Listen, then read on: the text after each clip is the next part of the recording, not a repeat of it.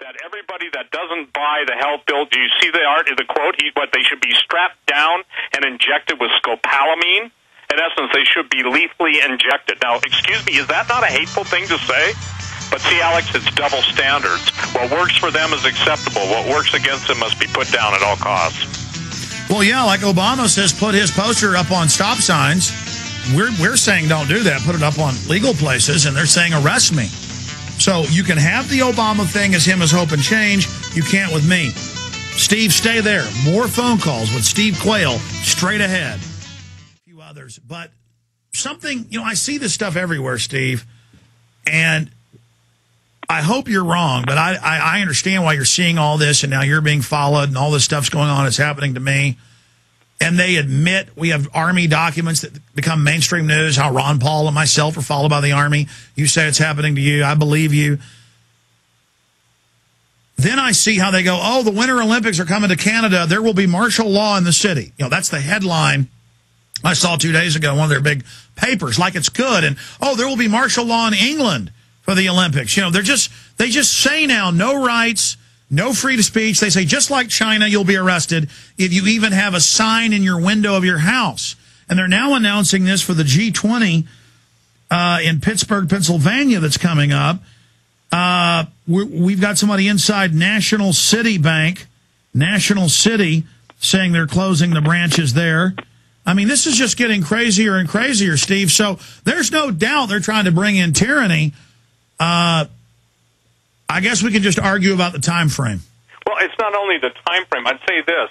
I think everybody should forget the time frame in one sense, Alex, from the standpoint of look what's happening now. You've been accurate. I've been accurate. You've warned about the camps. I've warned about camps, okay? They're now being built. You can go on Google and see them. You've warned about foreign troops. It rolls back in 2000. Now they're here en masse. They're not returning home after the national level exercise. That's the key, okay? Before, prior years, they did return home. You warned in your endgame video. No, the Pentagon, I got to interrupt. The Pentagon admits they have all these new drills, and they're just keeping it going. Go ahead. Yeah, and you've warned, in endgame video that the Illuminati's plan is for a mass blood sacrifice. Listen, nothing would delight the devil more than 25 to 50 million people butchered in this country. And again, look at their plan. They're out in the media. They control the media. There is no such thing as truth and fairness. Come on. In the mainstream media, even Glenn Beck and so many of the people that people say, well, they're telling the truth. It's not what they say. It's what they're not allowed to say. And we're actually in a medically declared state of emergency under Level 6 of the World Health Organization. The only logical conclusion, Alex, is now they're going to do what you and I have warned about.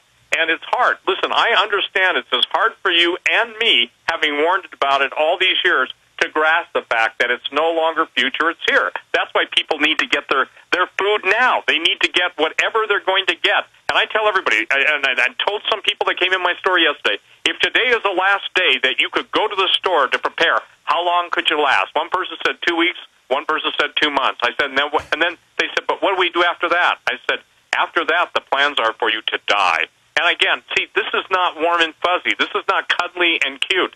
This is reality. And you quote Stalin, the purges of Stalin, Mao, all of the great destruction that has taken place in the history of the world. And people saw it coming, and those who could spoke up, but those who were silent, those are the ones that if they weren't killed immediately had to live with the rest of their lives of knowing when they could have done something, they could have said something, they could have stood for anything.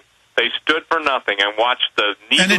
And it didn't happen here because we've had guns and have been willing to defend ourselves. Absolutely, and that's why they're going for the guns. Look, they wouldn't be GPSing. When I meet someone from Northcom and they tell me that... Hold on, we were telling them they were GPSing for the census and to mark homes for law enforcement before they even admitted it. Now they admit it. Go ahead. Right. And when I have someone who with tears in his eyes, who works for the U.S. military in a command level, basically saying, Steve, they're going to use the air assets of the entire U.S. Air Force against the citizens. I'm telling you this, Alex, you don't just sit there and go, oh, that's nice. Gee, I hope they don't. No. Daily Kos bragged, we're in control now. We'll use the Air Force against the American people. We'll get their guns. Right, but I said that before that even came out of the Daily Kos, okay? See, it's not enough. I don't make this stuff up. Number one, I don't even know, seriously, if I saw ranks, if I saw enough stars, I'd know it's a general. But what I'm telling you is when I know people that come in and basically can answer questions that no one can answer except them, and when they've got tears rolling down their eyes and say, the reason I'm telling you this is because I know that you're trying to save lives, and when I'm being told that they're leaving the military, and I said, do you mean like leaving, like, going AWOL? They said, I'll do whatever I have to do to get back to my family, but I'm not going to take part in the selective, quote his words, carpet bombing of Americans in American cities. So when I hear of F-16s circling over specific areas... No, we've had Blackhawks, Cobras, Sea Cobras, Chinooks, B-2 bombers flying over Austin in the last 2 weeks during NLE 09. Absolutely. Now they're A-10s and everything. Look, I was told by let's just say this, someone who hates my guts, he said, we won't even waste a bullet on you. You get a Hellfire missile. I said, well, you may get your Hellfire missile off, pal, but you end up in hell. And I meant that not as a sarcastic, gee, what's a good comeback? So the thing that I'm trying to tell you is that what do they do with the Taliban?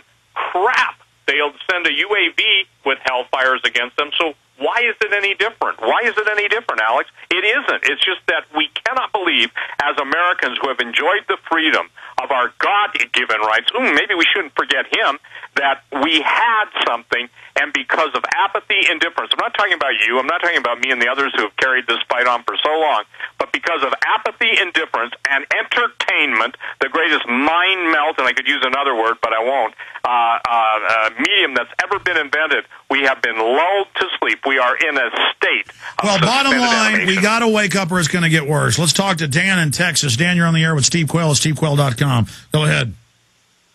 Steve's right. Ebola was created in a lab. I think Gardasil's Ebola, it has all the symptoms: a rash, red eyes, hiccups, internal, external bleeding. A rash develops on dark skin. It's unrecognized. In pregnant women, it leads to heavy vaginal bleeding. That's all common Ebola symptoms. The first person to ever get Ebola was in Zaire, Mabela Lokela in 1976. And right outside a bioweapons lab, yeah. Yeah, he got injected with what was supposed to be quinine, and then most of the women in his family died soon Notice they have new outbreaks in the U.S. and Iraq of troops after they get vaccinated, just like the 76 vaccine. Go ahead. So my suggestion is that Steve's right. They've already tested it with Gardasil. They know people will line up and just take this stuff. So it's going to be easy for them to scare it. They'll just repackage it into the H1N1. The labs that can actually see the viruses have very expensive microscopes, and they're all under heavy control by the military or the pharmaceutical industry. Well, those that aren't are coming out in mainstream news freaking out, going, this is some kind of bioweapon. I mean, I've got major German news saying it's got cancer viruses in it and asking, why is this in here? And they're just going, we're the eugenicists. Shut up. We love you. I mean, it's just so sick, the stuff they write and talk about. Well, again, they're going to try and do that, and I'm saying that there's going to be infighting and double-crossing and triple-crossing, betrayal, counter-force war, war within the intelligence community, specific agencies against each other. By the way, they're killing each other up right and left right now. And for those of you that doubt that, just remember Roland Carnaby and the intelligence. Well, why do you think it's coming out on Blackwater now? We knew about the slave rings with little kids and the sex parties and the wife swapping and how, how the mercs were shipping in weapon systems to sell to the resistance to even have a fake war. Now it's in federal filings. This isn't just coming out for no reason. There is war going on within the New World Order. Absolutely, and the head of Blackwater, which is now called XE, he stepped down, and he obviously they're coming after him for being involved in murder. But the thing is that obviously when the Illuminati or elite turn on their own, it's usually based on a change of heart, and I hope that's what has happened to the head of. Well, that's what happened when Lenin went to Stalin. They had a big blood feast. When Hitler got rid of the SA right when he really got power on February 27th, 1933, after he Reichstagged, 7 months into office. Whenever they run these ops, or a few months into office, excuse me, whenever they run these ops, Well, you're saying it shows a change of heart. I've seen that a lot of times be a jump point when they're really getting ready to really start slaughtering. They first kill their own people. Wait, you're saying it could be good news? That could be it, too, because, look, if they're hanging him out to dry and they're throwing him to the wolves, it's either for something he knows, something he's done, or something he won't do. Think about that. Something he knows, something he's done, or something he won't do. And I don't know the man, so I can't go beyond, just the stories I've read. But I will tell you this. That's a huge red flag right there. Amazing. Okay. Thank you, Dan. Alex in Maryland will start your call and hold you over. Go ahead, Alex. Hello. Hey, Alex. How you doing? How you doing, Steve? Good. Good. Hey, I just wanted to say, Alex, keep doing what you're doing, man. You woke me up this year, man. I always knew something was fishy and going on, but you woke me up this year. Just got a quick question and a comment as well. One, I wanted to let you go. I live real close. I live about 6 miles away from the capital right here in Maryland. And about every 2 weeks or so, you've got officers patrolling the area. My neighborhood's a housing neighborhood.